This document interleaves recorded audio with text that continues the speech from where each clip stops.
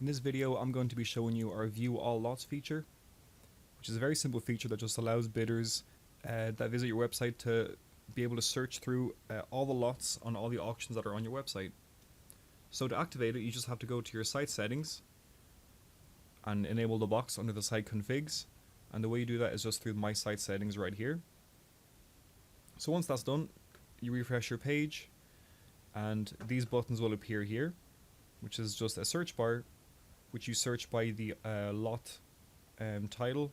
You can search by lot categories, and then you can view the all lots page here. So I'll click on this to show you that first. And this opens up a new page and it'll show you every single auction that's currently open on your website. Now I want to clarify that these are only marked as closed because they're part of a hybrid simulcast auction, which involves clerking, and I just haven't had the clerking open yet. So the bidding time is open, but the clerking hasn't begun. So the lots are technically closed.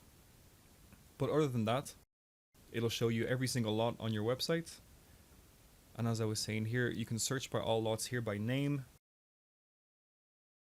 So for example, type in a keyword and anything that has that involved in the description or the title will show up as well in the search.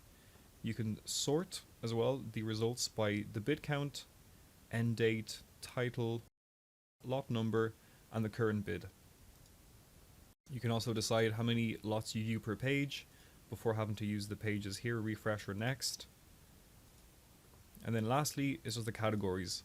So you can select all the categories or none, or whatever categories are currently available online. You can click on that and it'll search. Oh yeah, so here's my mistake. So I forgot to reset the word design here. So to do that, if you only want to filter through one search and not two, you can just click here, and then that'll make sure that the only one of the filters is currently active for your search.